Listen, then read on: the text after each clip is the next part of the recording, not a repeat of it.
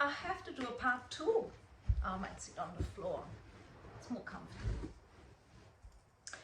Part 2, there's a few things where I started talking and I didn't finish them. So the one that I just listened to my video briefly to check that it sounded okay. So where I talked about the spiraling down that happens to people, right? And it happens to all of us. That, well, you come to a point where you catch yourself, you become aware that, okay, this is a spiral I'm in now.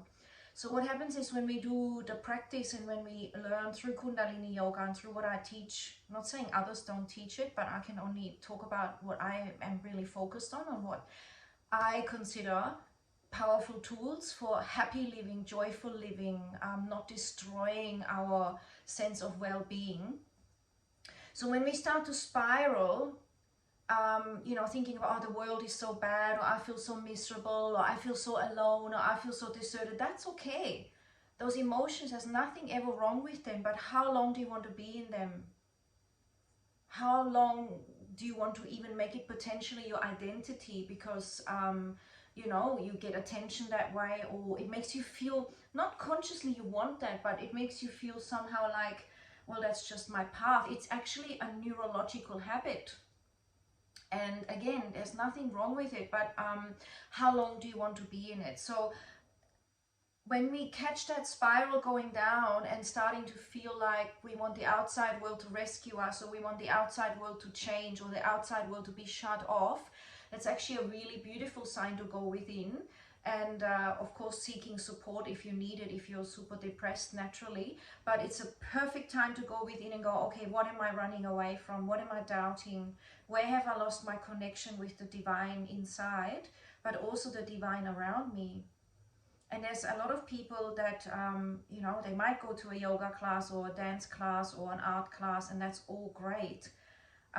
But this is, I guess, in a sense, even a warning about my classes. Or what I teach and what I stand for, literally. If you don't want to change, you won't be attracted. There are divine people that have come and they just say it's too confronting for me. Even though I don't confront, right? I basically will always pre-frame that whatever you're meeting is here to bubble up. It's something that you've carried, and it's create not just an energetic block, but also an emotional sense of suffering and limitation, because it wants to come up now. It's come from your childhood. It's come from your karmic patterning of the past. We all have that. And until we meet it, we will keep repeating the same thing. It's just how it is. And so what happens is that, I will say that straight away and honestly, people will come to a class, or they will have a session, or they come for 5-6 classes in a row, whatever it is, and then they feel better because they started to adjust their spine, they started to adjust their consciousness as energy flows up and down, their nervous system started to harmonize, their chakras started to balance, they started to remember that they are divine, that everything is perfect, and they started to delve into that self-love, right?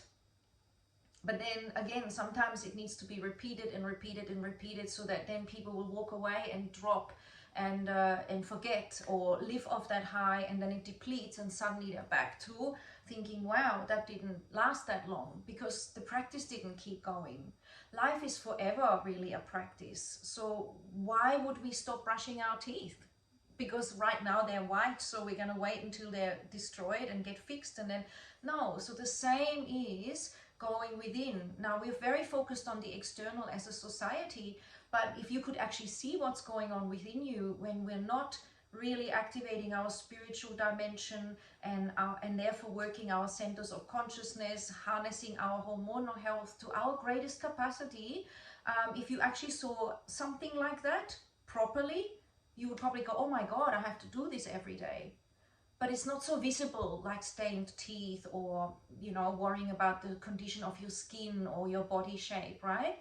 This is an internal thing which actually is a reflection of everything, and will be reflected because we are actually intuitive.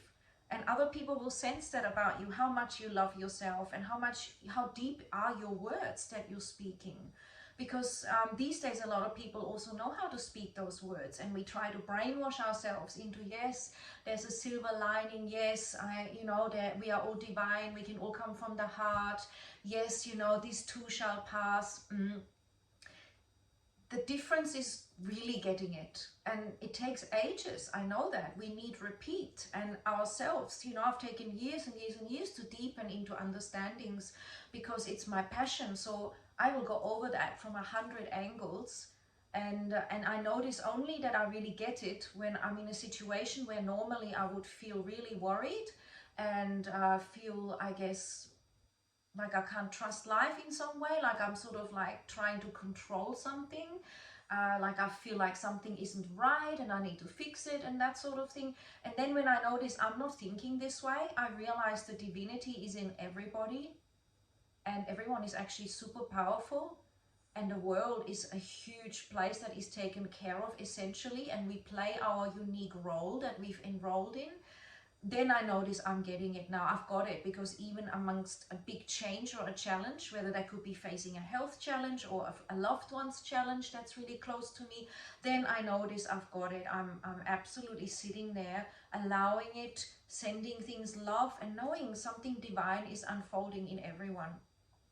So that's why I talk about embodiment when I talk about, occasionally when I share a bit about, I'm not really the greatest at social media, I get that. And I'm sort of sorry about that, but I'm sort of not sorry in all honesty, because there's so much else to do, and at the same time I'm also here. I think that sometimes repeating ourselves all day long is also a strange pattern that we are meant to be, you know, what we're actually introduced to, this addiction to social media and to looking externally, also needs to have its balance. Or for someone who's a change maker or a leader in their field, to feel that they have to be online, you know, every single day, that's a fallacy as well, in my humble opinion. I just feel we don't need to be addicted to each other. It's about being there, drawing on something, choosing it, not having to have it bombarded 24/7, and tapping in, and then being in nature otherwise, or in your own world, in your own creativity, in your inner dimension, in your, you know, the real world, I guess, although what is real, right? So I wanted to say this is a sense of a warning too, if you, you know, if you're worried about getting confronted and having to face your stuff, this can come up, and you can always chat with me first to prepare, because there's an intent we can set that will really be helping you to feel safe but open. Because obviously if you're attending, there is something inside you that wants to shift in terms of recognize your true self, or let go of baggage, or let go of something you've borrowed from people around you, from your mother, your father, your lineage, or recognizing you could thrive more when you're going in cycles where you sabotage.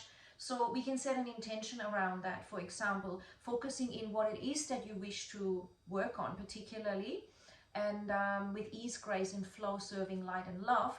And also a really important thing is that you want to know, and I teach this as much as I can. You know, obviously I teach a lot in one class, and sometimes I teach something 5, 6, 7, 8 times before someone even realizes I've taught that, because we only are ready to hear what we're ready to hear, right? It's literally how it is. So if you ask in a class that you want to be enlightened, as a basic example, and you're going, okay, that's it, and I want to really love myself, I want to have my soulmate, I'm ready to be, you know, completely, you know, awake, whatever that is for you, it's possibly too much. Because the truth is that when you really ask for that in a high energy group like we create, in a field that we create, with the gong, with the group, with the intent, with our breath work, with our meditative practice each and every time, this will start to activate for you. And if you want to really love yourself, you're going to have to face everything about you don't love, or that you haven't loved yet, and it's going to come up and purge up. And to be able to release something, you need to experience it again. So for example, if you've suppressed anger, you might find that there's all this anger coming up and you actually feel a bit agitated. And then I can definitely help you by facing that, sitting in it, breathing it, knowing it is an energy that is moving through you. You can journal with it, and I can explain why that is so powerful.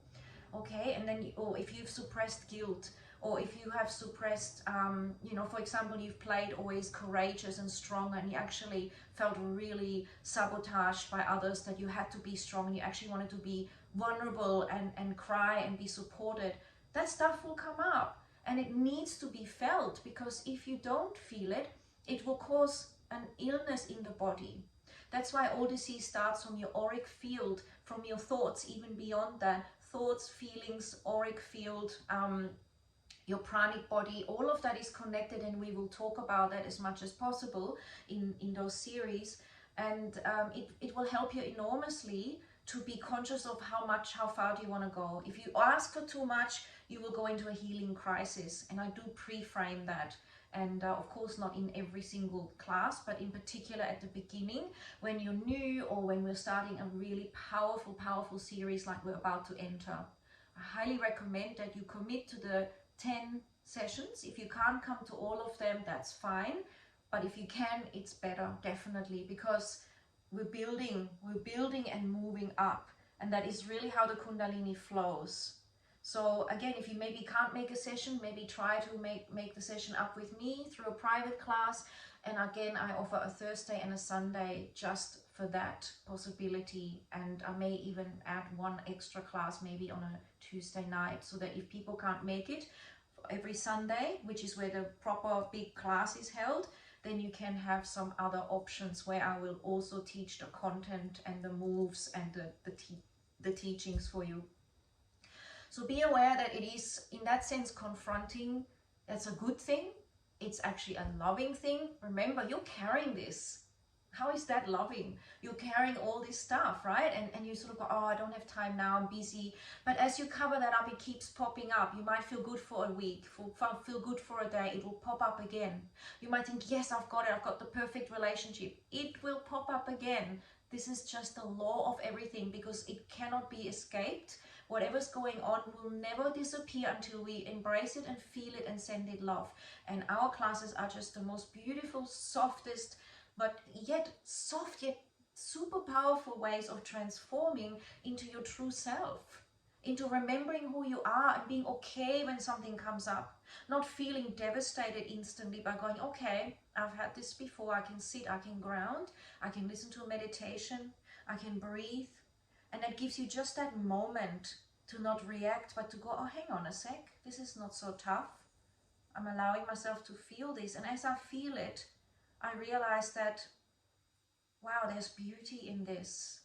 This is something that's been carried through my family, and I am releasing it. Because time is an illusion, the future and the past. In this now, everything is unfolding. So wow, I'm sitting here, I came here for this. You can feel the inner grounding, the inner breath technique, and you can lengthen, and you can just be the witness eventually. And you're still aware and feeling, but you're noticing how that is moving through your body, and you also have learned skills to love yourself through it, to breathe through it, which can get you through almost anything at all. It's just so powerful. What's in your breath and in that pattern, and how that can affect and benefit you, is just so incredible. So yes, I think I've covered that now when I said when you're spiraling down, because I kind of finished on that last video and then jumped into something else, kind of talking how you are able to use the Kundalini to rise, but I didn't connect it. And so remember also, when you are thriving and honoring yourself by giving yourself this time in self-care, everything benefits. You will activate, remember it's epigenetics here. When you are present to yourself, you epigenetically activate DNA that will prevent you from potentially having an awful disease. It's just a fact. It will be neuroplastic, i.e. it will change certain neurological patterns, ways of thinking. They just disappear. It will give you confidence, grace, radiance, flow. And I come from this very, very holistic place with love and ease, and there's no pushing. It is just presence, silence, expression, movement, grace, a willingness, a softness, and I guide you into that as much as I can. So I hope this helps, and yes, that's it for now, I guess. I could just talk on and on, but I hope this helps. Let me know if there's still any questions that remain. Cheers. Ciao. See you soon.